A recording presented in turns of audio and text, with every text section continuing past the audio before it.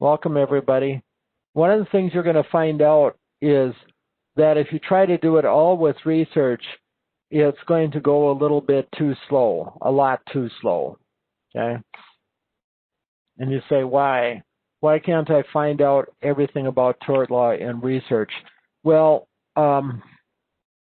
because number one, you will look for case law, and the case law is very old, very, very old on the basics.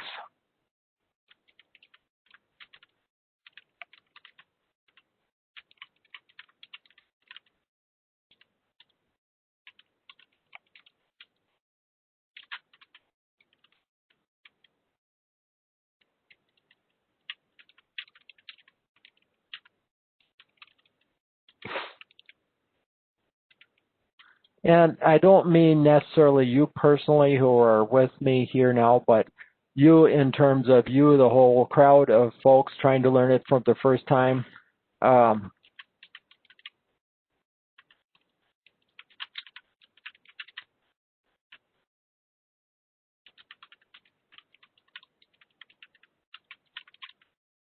Learning tort law without a text is harder than it needs to be. Use the text.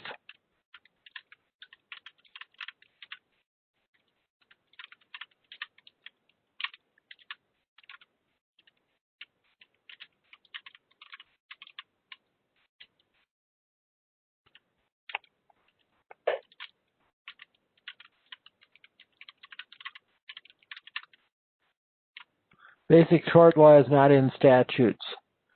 I tried to get through in the first recording, but of course I'm sure a lot of folks did not pick that up. They're still going to, in future modules, they will still look for statutes, and unfortunately they'll find statutes that seem to have the answers, but they don't. And I gave some examples of that. If you look up negligence in your state statutes, you will find something, but it will not be the basics of negligence that you need. What it will be like a statute of limitations. Questions, problems with what I have up on the whiteboard?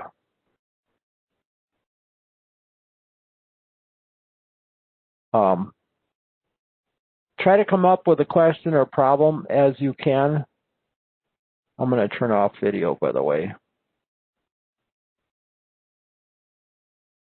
It helps.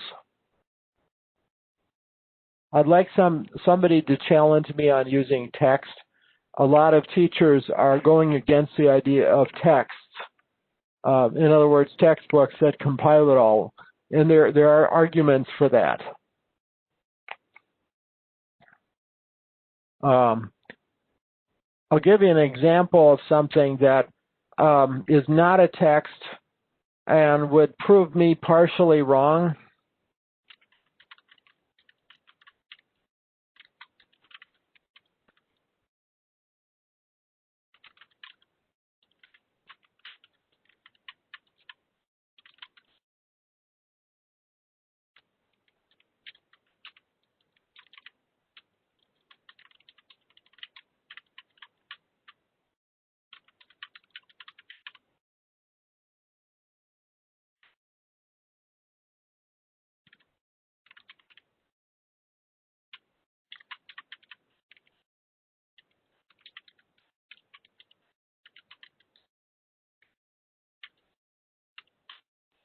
Okay, so here's what we would be using if we didn't have a text at all. We'd be probably using restatement of the law.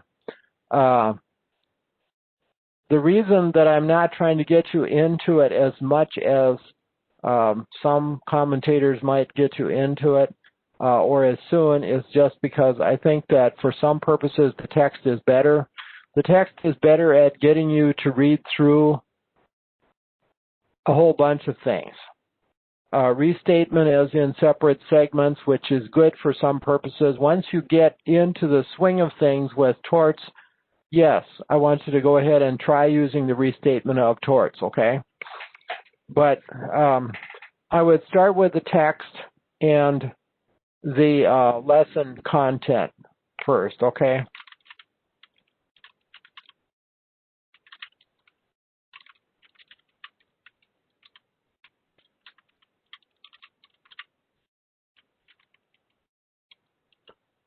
The basics we call elements.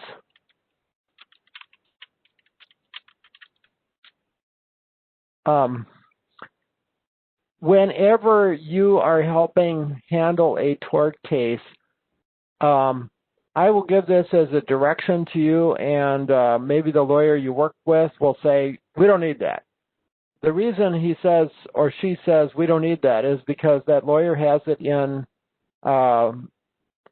memorized, and I understand that, but lawyers sometimes have very capacious memories, but they also are thinking about these things all the time, all day, sometimes all night, whatever. And they don't pay you to work on this all day, all night, and on weekends. You're not getting paid for it.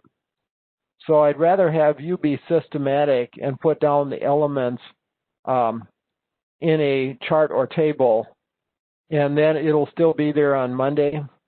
What do you think of that? Once you get in the habit of sort of organizing and charting things. Questions, comments? A bunch of it is already laid out for you in the lesson content for each module. And you say, why did they do that when it's already in the text? Because the lesson, and now I'm commending the person who created the course, is because the lesson content summaries you can, and then the text, more examples, and depth, okay? Now is it starting to work for you? Some people maybe skip one of them because they think that if they've read the lesson content, they had enough. Other people say, I will start from reading the text chapters and so on, and then I've got enough. But they work together, both and. Use both and research. When you run out of information on those two and you're ready to get to your home state level, then research. But start out with the summaries. And let's take a look at the lesson content, I think.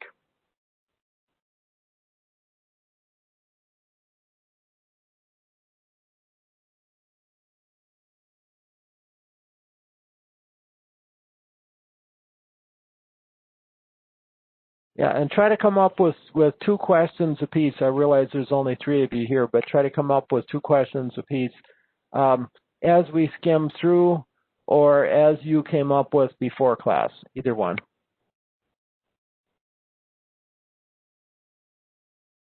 Okay, can you see the lesson content of Module 2 now?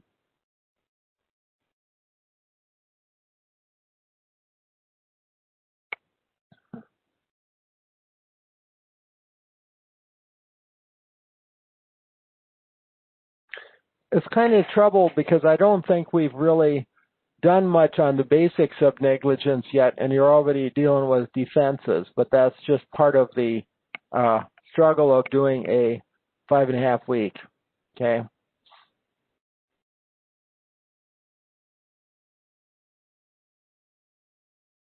So we want to talk about damages, special duties, and defenses. I think I explained in Module 1 why negligence is the biggest, most important part of torts, just because it's going to have the most lawsuits, not necessarily the most trials. There are very few trials nowadays, at least in my state and most states. But a lot of litigation, in other words, preparation for trial, and the trial is usually settled before it's actually tried. But comparative and contributory, which are defenses, is what we're working on primarily. Within the discussion, we're also talking about basically proof of the elements of of the tort of negligence too. But somewhat, I would say, contributory comparative in the discussion too.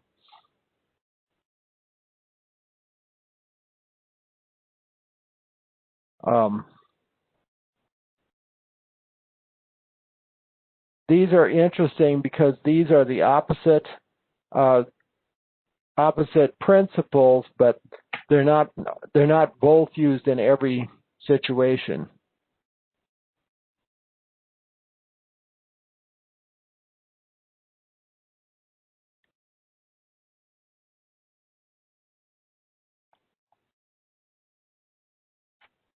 It's just interesting because the collateral source rule says you get to collect for things that for damages twice in some cases, may recover compensation, and it will not be reduced by the money received, but subrogation rights, health insurance company can collect back. So in the end, the plaintiff is not double paid. So what one thing gives, the other takes back. But in some cases, such as in like Social Security disability, since that's somewhat a different, based on different principles than the original injury, that's not going to reduce the take, so to speak. And it's individual, you know, which things are covered by collateral source rule, which by subrogation, and which by both. It's kind of case by case. Basically, most of the time you'd be dealing with it is just the health insurance company. They would have to be protected, is what they call. They have you sign a right that you will protect them. Not you personally, but the lawyer and the client will sign that if they pay now something that's, if they pay for medical treatment now, even though some other insurance company, such as the insurance company for somebody who rammed into the vehicle, that when that money is received from the other insurance company, it'll be used to pay them back for the medical insurance payments that got paid out. In other words, if Dr. A gets paid by the health insurance company, we've promised that when we get benefits from somebody else, like the person who committed the tort or that person's insurance company, the health insurance gets repaid. Okay? And here tells about the IRAC method.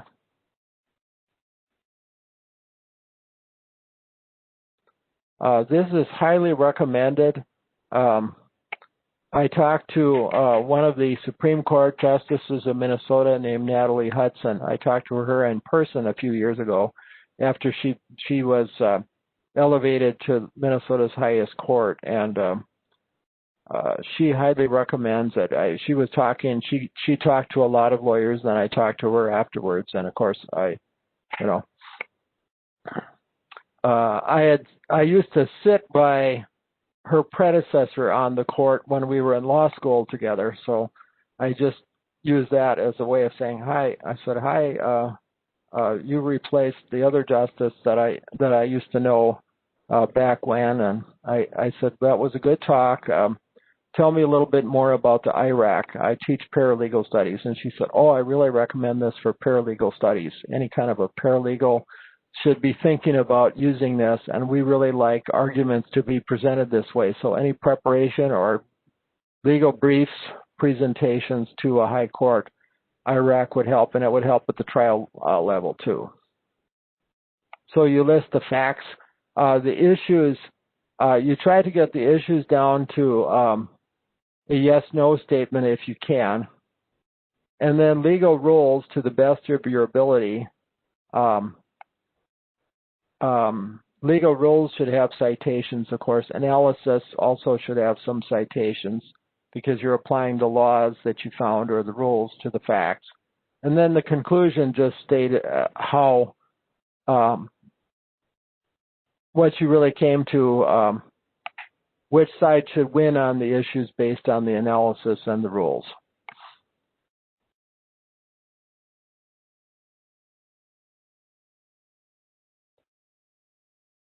I'm going to take another look at one here. How are you folks doing? Are you seeing and hearing what I'm showing?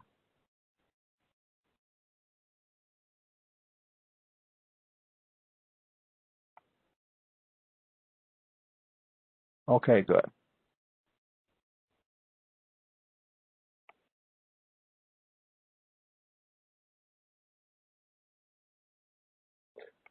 I introduced the idea of elements, basics, and this is a good example of an element. So going back to the Module 1 lesson content, this should be in a table on everybody's. Should probably be sitting there if you in a physical notebook that you can look at when your computer's off.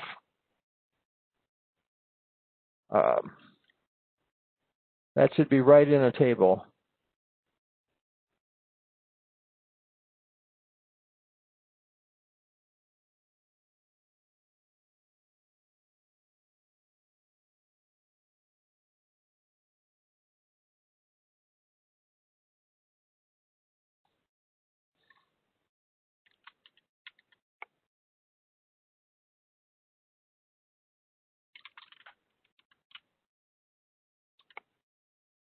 I don't know, can you see what I'm doing now on the Microsoft Word document?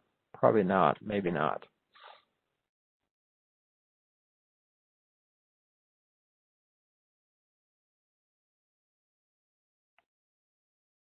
Okay, we'll try again.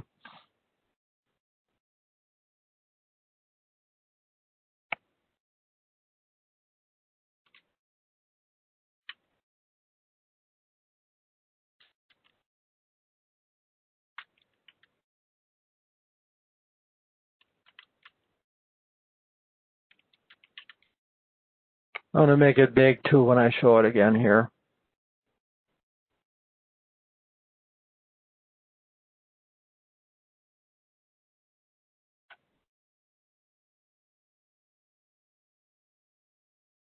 Okay, yeah, I've got the whiteboard back up.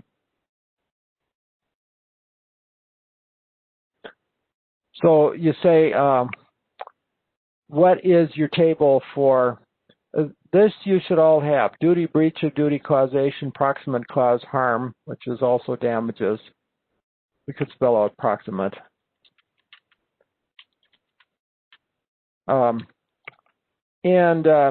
This is useful in practical law cases because the more you understand what the goals of the case are, the better you're going to be able to proofread, summarize, basically even answer the phone, do anything.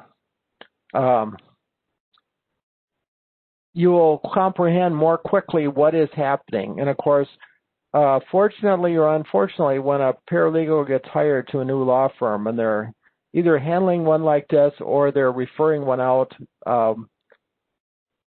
because they don't do personal injury cases, but they refer them out, they still need to know things. You need to know things. You want to know what needs to be proven, what doesn't, in order to be able to sort the facts into some order. So what is a breach of duty? What is causation, proximate cause, harm, or damages? You find out that there's medical reports and so on. You're probably going to analyze those in terms of harm or damages. There's an engineer's report or a sketch of the roadway and how the accident apparently physically happened. You're probably going to be talking about causation. Duty and breach of duty.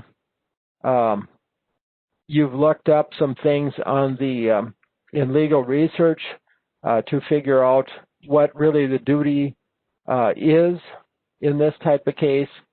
and of course whether it was breached, so on. So what was done wrong?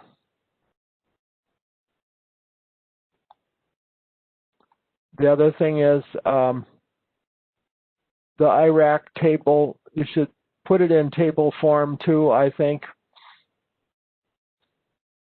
It definitely helps.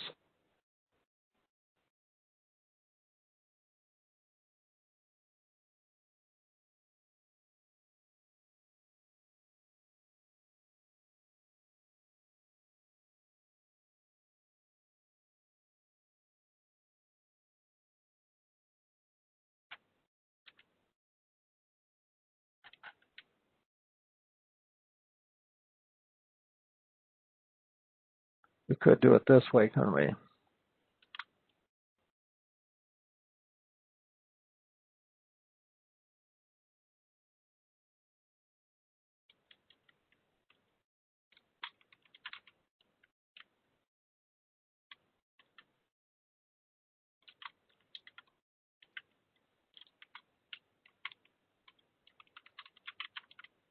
Actually, this doesn't quite work because I've got the facts over here. I don't have enough columns for this table, do I?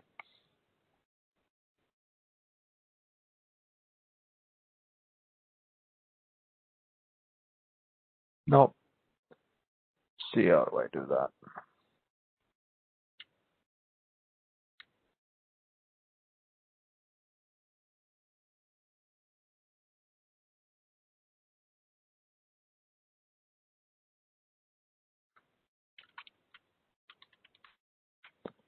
Facts, issue, rule, application, conclusion. You could do it that way, or you could do it down this side. But experiment with tables because they will help you not go in circles and use your brain because you always know where you went, where you left off. And they're also skimmable so that a supervisor, or in this case, an instructor, can easily tell where you are getting stuck or where you need to rethink.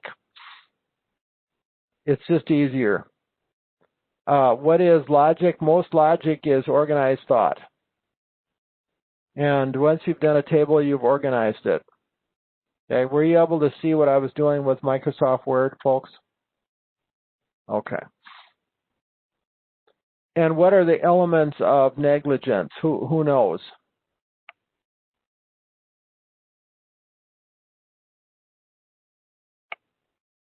Okay. Yep, you're doing it.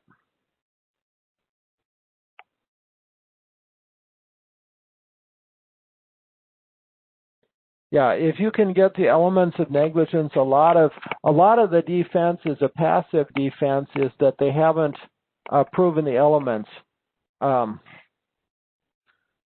But sometimes you need more than just saying, well, they haven't proven it. You need an affirmative defense. So you got duty, breach of duty, and then of course you have causation or physical causation, correct, yeah. Then that strange element proximate cause. And then of course sometimes we forget that most torts there has to be some kind of a harm. Normally it's a harm that can be compensable in money. For negligence it has to be. For certain defamation torts there isn't necessarily a requirement of money damages, but as a practical matter, there has to be some way of showing money damages. Contributory and comparative negligence, we try to bring out states where it's clear. Some states have muddied the terms and made it difficult to tell, but that's where it helps to use the general law from the text.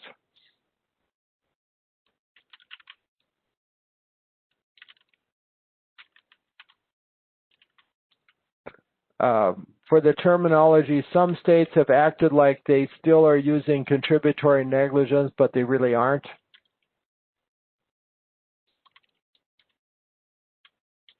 mushy in some states.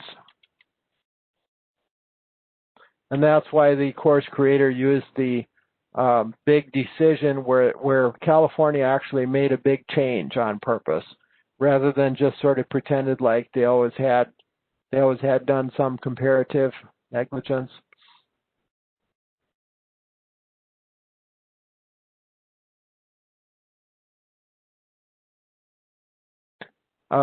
Yeah, there typically isn't. That's where typically it's just case by case from hundreds of years ago.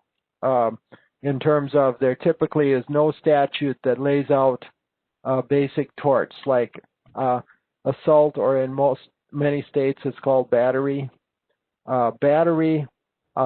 negligence, and so on. Trespass. Lots of these torts are just the way they were in case law from old England before there was even a United States. And after the United States started, believe it or not, they still used English law quite a bit, and gradually their own case law. So it's basically evolving case law from higher court decisions rather than statutes. So if, like I say, if you look up medical negligence, you're going to see that there's limitations on who can be sued and whether you need to have a doctor on your side to sue, and you know, how soon you have to sue. But the basics won't be in there. Same thing with the basics of negligence are not going to be in the statutes. It's not going to say exactly how to do it. And there's no monetary amounts in the statutes.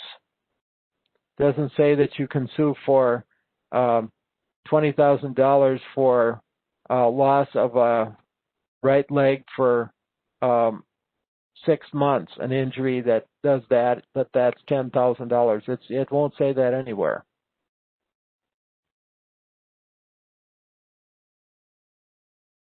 Right, precedent, yeah, but it's only the high courts that can create a binding ruling precedent. Like the highest court in a state, and in some cases also an intermediate appeals court. But when we had 2 judges coming to my county, sometimes, well, we had more than that, but we frequently had like 2 judges that kept doing most of the caseload in my county. Well, if one judge said, made a ruling on a case against, let's say, a lawsuit against Bob, if Judge Ballard had made a ruling that in a case against Bob, then the next week Judge Flora comes, and this is not against Bob this time, it's against Mary. He would not have to pay any attention to what Judge Ballard did on Bob's case, because they would be both trial court judges. If you said, well, the other judge would have given us a break on this and ruled in our favor, he would look at you like you're crazy. Well, are you saying the Minnesota Supreme Court ruled on this issue? No. No, the other trial court judge. And like I say, the judge would say, well, excuse me, this is my courtroom today. Unless you have something from a higher court that's above me, I'm going with what I said.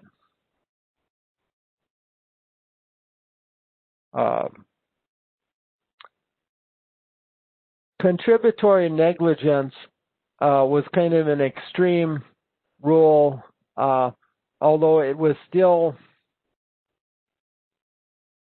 kind of not absolute because there were certain saving clauses in there, you might say. But contributory, the basic idea of it is if you're partially at fault, you can't collect anything.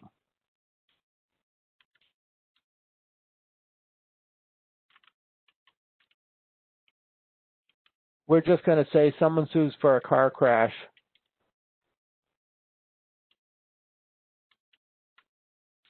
So it'd be the plaintiff.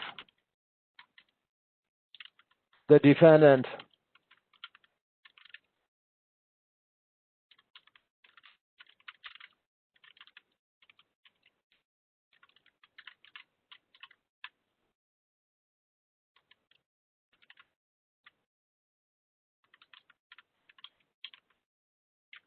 result zero recovery, okay?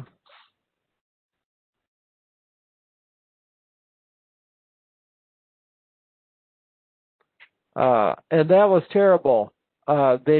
People didn't like that. The newer trend, of course, is to go with percentages of fault, such as the 50% rule and so on. And you get choices that are expressed in the text.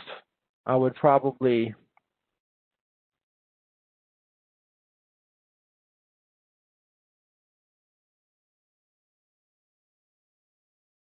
take a look at it.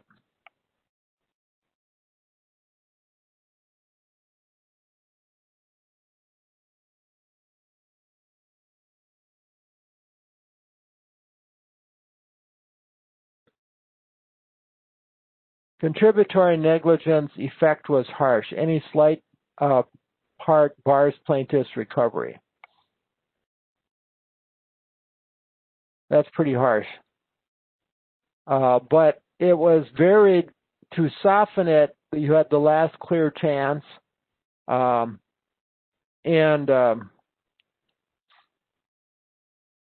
last clear chance is sort of muddying the waters on what contributory supposedly did, but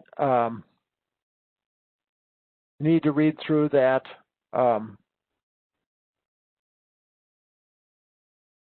Who had the last chance to avoid the collision loses. That's basically the idea.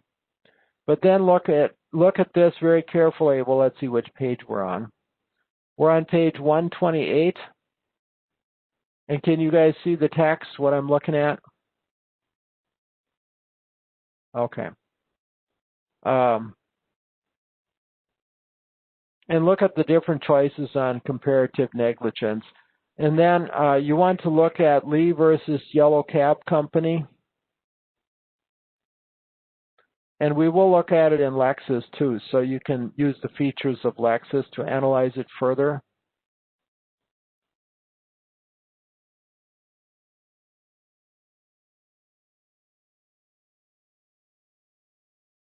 Well, this is where the court in California changed the law fairly radically, quite radically in California. So what I'm going to do is I'm going to write down this part of the citation. I don't need the whole citation to search with.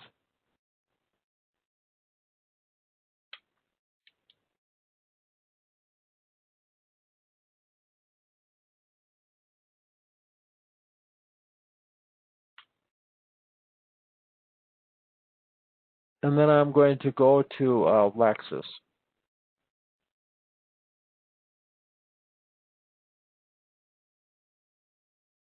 Oops, I didn't go to Lexis though, did I?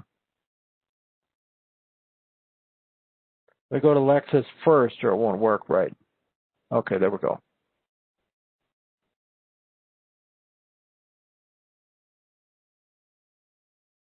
There we go. And then I can just enter it in there.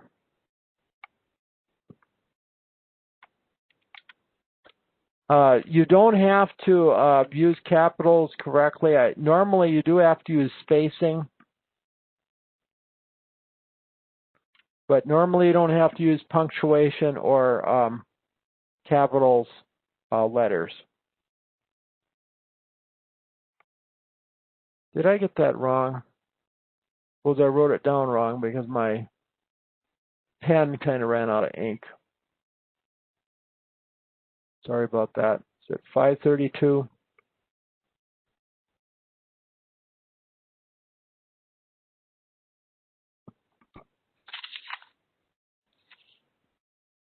What is that? 332? 532, not 732. 532. There we go.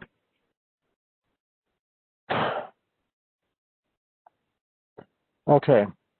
So now we can use the features of Lexis to comprehend this a little better, especially like these head notes.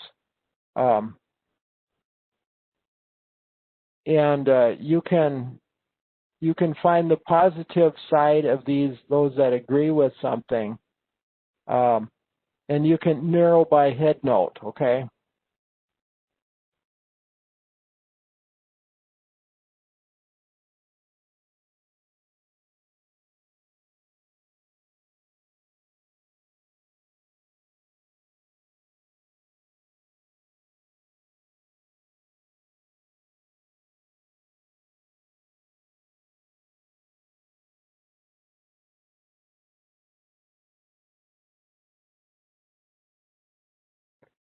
So once you get to it on Lexis, like I say, you can find out more.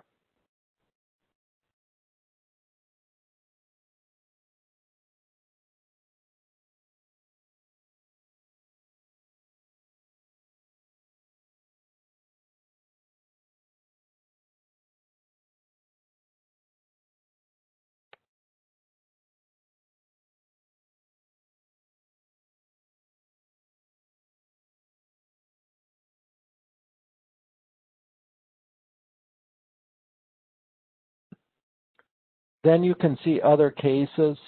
You can choose other cases to skim through and understand.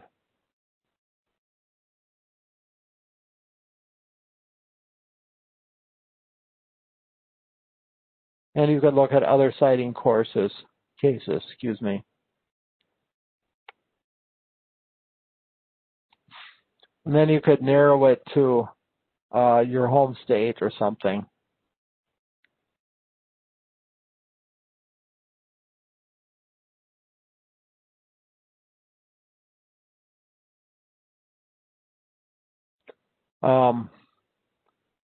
I think I will look at restatement too, as long as we're at it. Okay.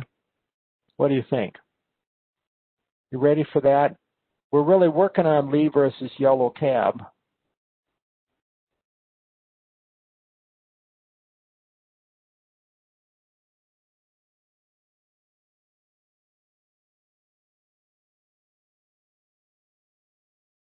Let's see.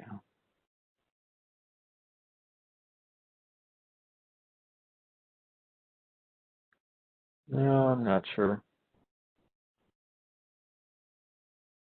Content, okay. Secondary materials.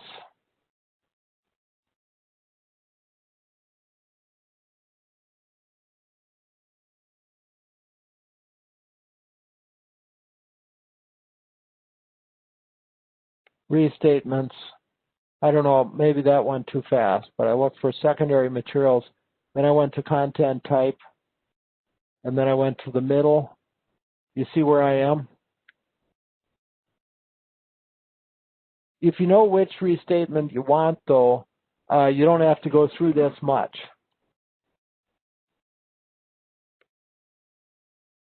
And I go to restatement of the law, torts second. But once you get there the first time, then you can get there faster. You can even type just part of it.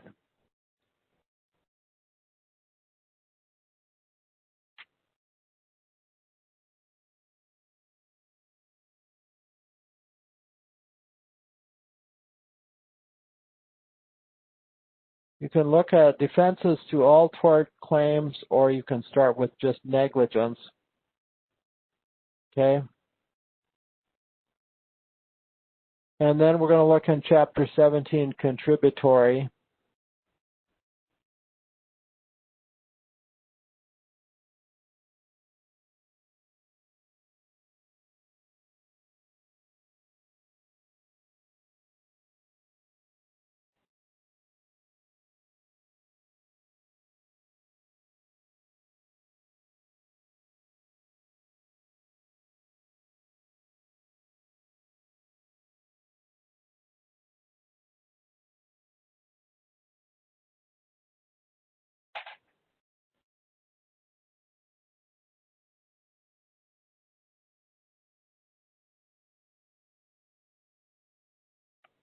Then you just basically open it up.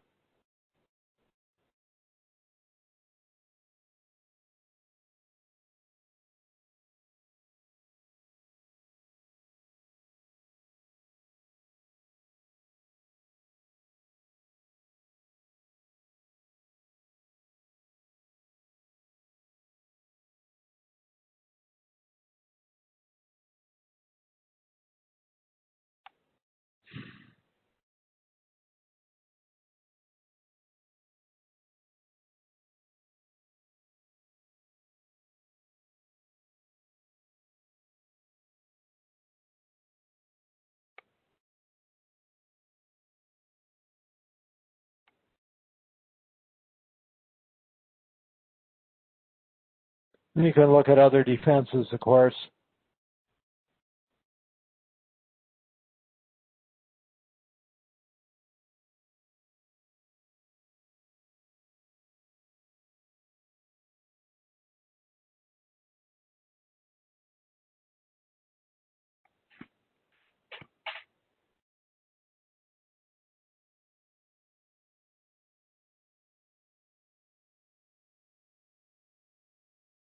So anyway, this talks quite a bit about contributory. I'm having a little bit of trouble finding finding much in there about comparative, but it's probably hidden in there. Collateral source rule. Third restatement, I guess we're not really using that one. That I don't know that. Not sure they really completed that one, but we'll take a look at that. I thought that was maybe a little more specialized. Yeah, let's look at torts here.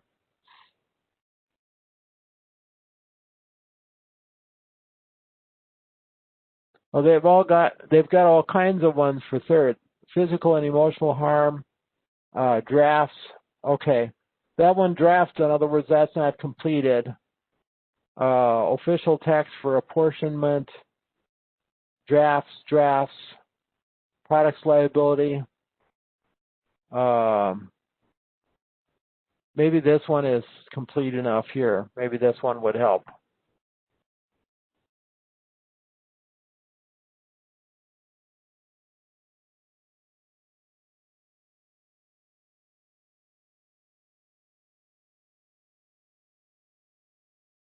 Yeah, so some of this is pretty good, I'd say. I'm not seeing as much thoroughness, though.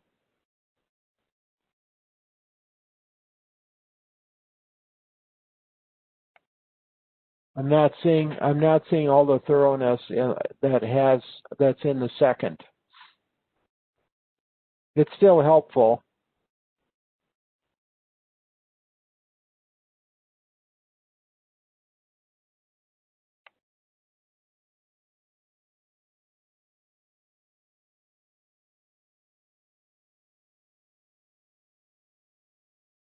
Yeah, I'm not seeing in the third. I'm not seeing as much thoroughness as we really need. Where are the defenses in there? If we go to this part of it, that doesn't say draft. The other ones say draft, meaning they're not completed. But liability for physical and emotional harm, I'm not seeing thoroughness of defenses.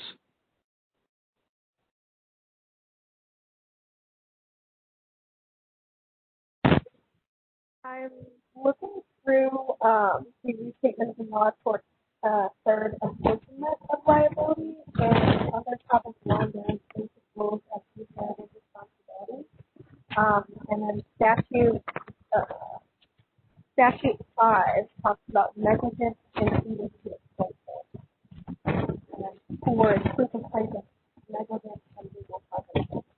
I'm gonna, Haley, if you found something, would you like to share a screen? Because I can't hear you. Oh, sure. Yeah, I can share the screen and see if that helps. Okay, I can set you up to where you can share a screen.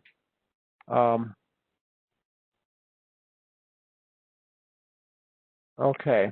Now, if you want to, you can go to share, but get rid of everything on your screen that you don't want to share in case you click wrong. But then share that which you found by going to share on the upper left, and then you have to click on the correct screen. I'm gonna have to. Yeah. Okay. So I was in. Okay, I see that. Apportionment of liability. Okay. Yep. Apportionment of liability. This is on the previous. And that. Okay, that doesn't say draft, so that one would be good. Okay. That works. I have to mute you. I had to mute you because it was coming in bad, but yeah, you found the correct one for this. Third is just kind of strange because they instead of having one all-encompassing restatement of torts, they have several, some completed, some not completed. But it looks like this one is completed, so very good.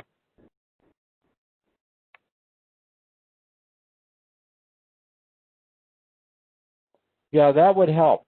I would start with the textbook and use the Lee case this week, and then of course you can go on from there. And this would be the next resource, and this is one you guys should think about using in later modules, okay? I'm going to go ahead and move on because we're running short of time. And like I say, we talked about this, and my suggestion is to always chart this out. You can do a chart this way. In Microsoft Word, so that when you present an issue, you know, what is the issue, and what is the rule, and so on. I tend to do them across the top, though. You know, I tend to do a column for each in my method. So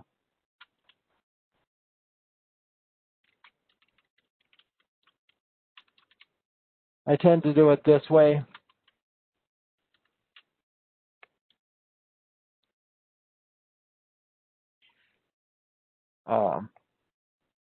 So you tend to,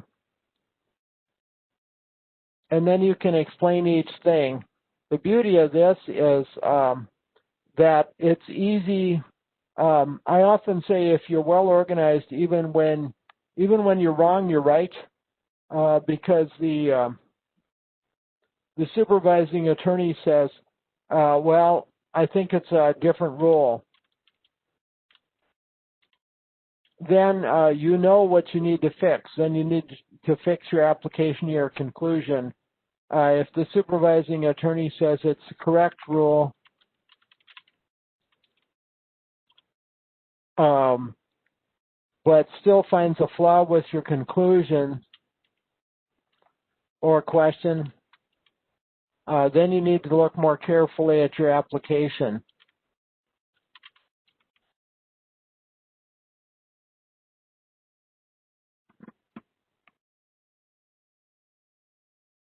If I see a well-organized paper,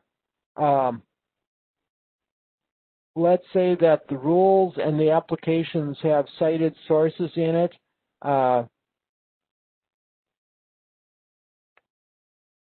If there's cites here and cites here, then it's easy to see what is needed. You know, what additional thinking you need, what additional research you need.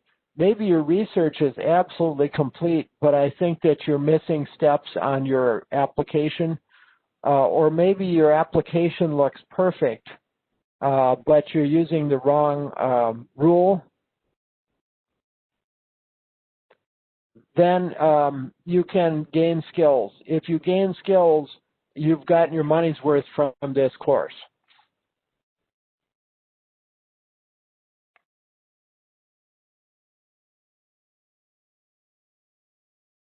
And this is kind of a deceptively simple case in a way. And you say, well, which case are we working on, Lee's case or Mary Jones? Well, we're working on Mary Jones, but we're using Lee's case as if it was the precedent, okay?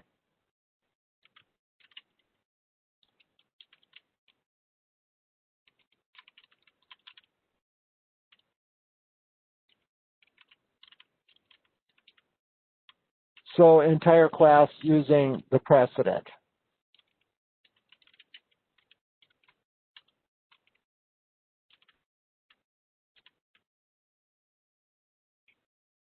So that way, you're all using the same precedent.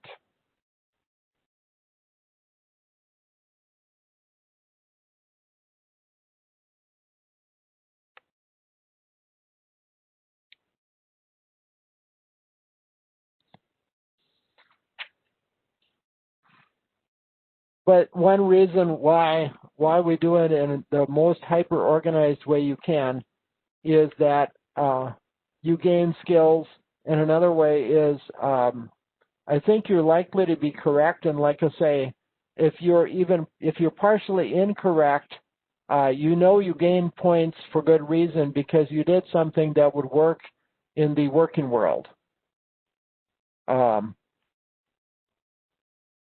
You cited what you did.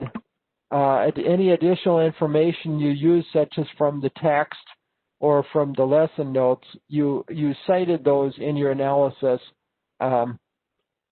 It's very difficult to miss that you both learned something and you prove skills, that you advance skills. I can't miss it because you organized it. And I feel it's the same way in the working world. It's obvious that you organized it. It's obvious you thought it through. Sometimes the essay method makes it hard to tell what you did or how you thought about it. Sometimes people hide their thinking too much, or they don't display their thinking. I want you to display your thinking. Even if you think you're partially wrong, display it. Make it plain. Here's what I think right now about this. Here's how I think Mary Jones' case would go under contributory and how it would go under comparative. These are alternatives, contributory, but I want you to tell about both.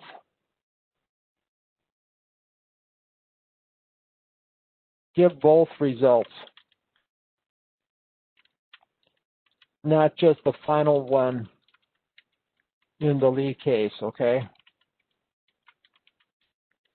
What if the court had not changed?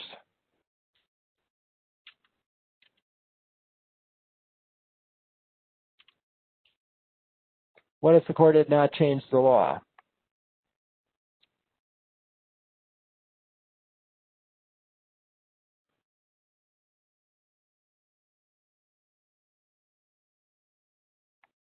And this really gets you focused on elements again. And I really strongly recommend, so do elements list for yourself over and over.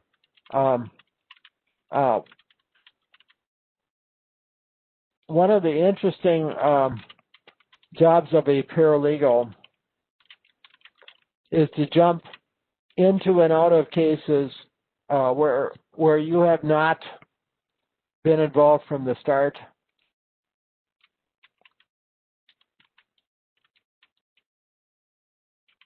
Where it's not clear what stage things are at or whether the information is clear for all elements.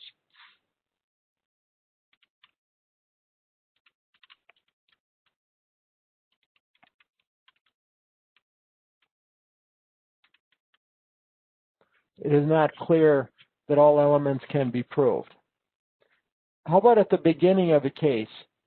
Somebody comes in and says, I'm so upset, I have to sue.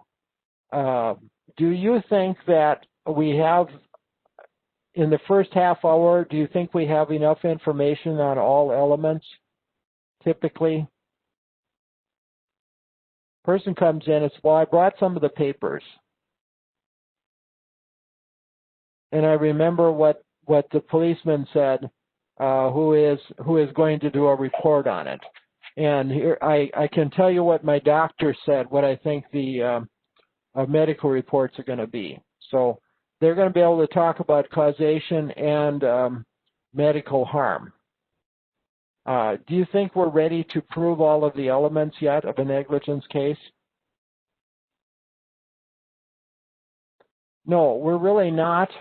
But you do intake. You and the lawyer do intake. You don't have all of the information. You have what I think, I don't know if I invented this or whatever, but one of the things I want you to be able to chart is fact gaps. And charting a fact gap sounds difficult in the essay method, but it's very easy when you create the little boxes with the Microsoft Word.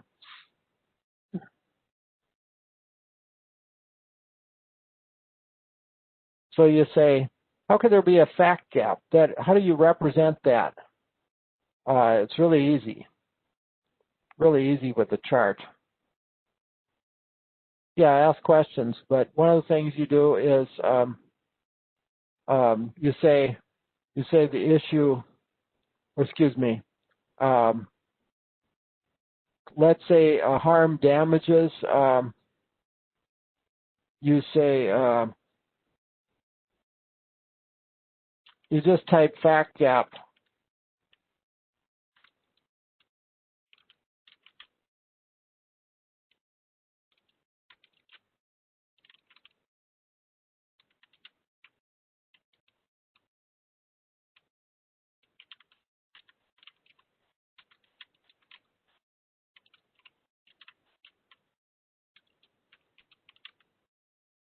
Okay, here's a fact gap. And the client says it was definitely injured. The car was definitely injured as a result, or wrecked as a result of this. But it's obviously had a lot of wear and tear on both sides, and it was only hit on one side, you thought. You didn't think this was a 3-car deal. This was, as far as you know, it was only a 2-car. So why is it damaged on both the front, rear, and both sides? Well, the client really didn't give you full information about the vehicle history. You just know that this vehicle has been beat up a few times, obviously not fixed, and you don't know for sure. But you don't want to put that you don't want to type necessarily that the client appears to be lying about the vehicle, but you just state that it's a fact gap. There may be other fact gaps. Let's say causation, there may be a fact gap.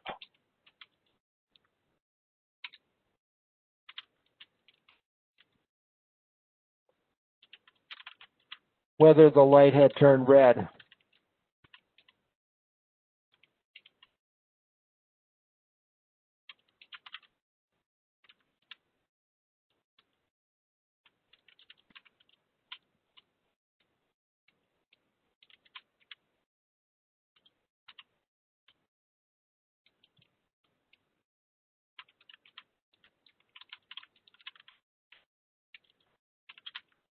Again, as you discover fact gaps, instead of just leaving a blank space, you type it out. That's my opinion. I realize that some people have excellent memories. That's great, and a lot of lawyers do. But again, I would like you to get in the habit of typing out fact gaps as opposed to, because you should not be thinking about it all weekend. You should be able to leave work for a couple of days, come back, and then you have your notes. You can refresh your memory with your notes.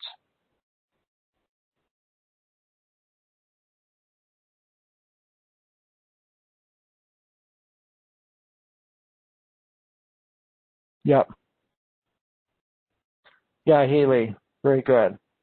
Haley is talking about contract law, of course.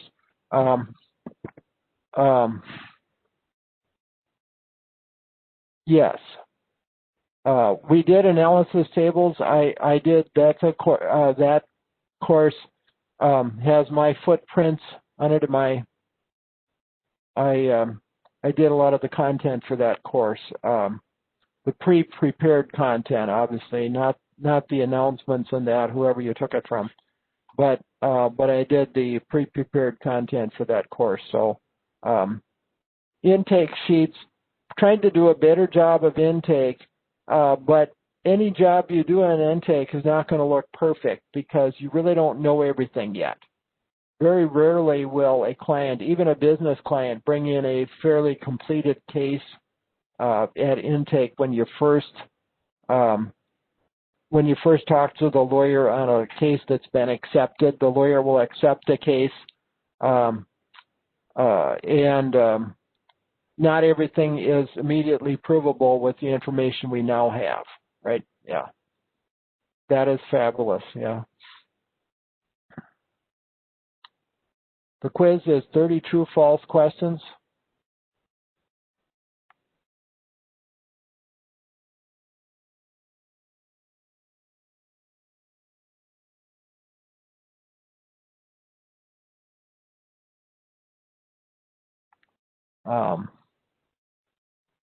And just do the best you can with it. I believe it's based on content from the first 2 weeks.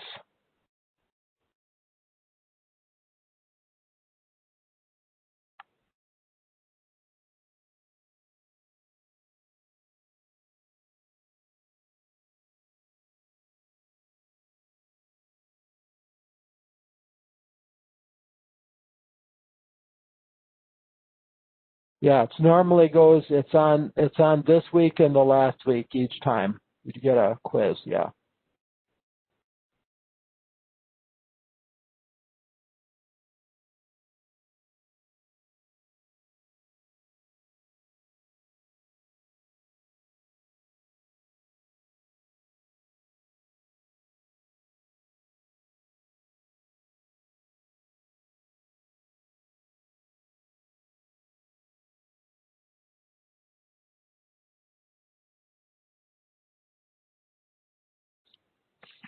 Okay.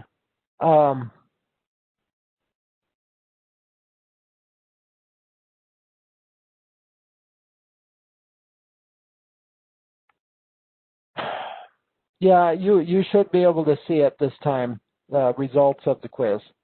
Well, thanks for visiting with me. Let me know any problems. Or, and of course, specific legal questions are the best, but of course you can ask other questions. But ask legal questions about tort law whenever they occur to you.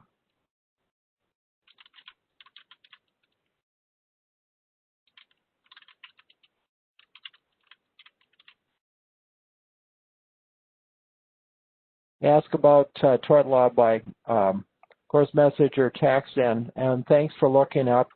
Part of that uncompleted restatement 3, that portion you found would be really helpful for defenses. So, but I would recommend classmates start with the text and the lesson content, and then go to outside sources. Not that this is more of an outside source, but you know what I mean. Within the course, you're more likely to get quiz questions, obviously, on something that's part of the course and part of the text than anything, right? Yeah. But in terms of being able to explore, when you're ready to explore stuff within Lexis beyond just the assigned case, that would be a great one to go to. And it's one that you should use in future lessons, future modules too.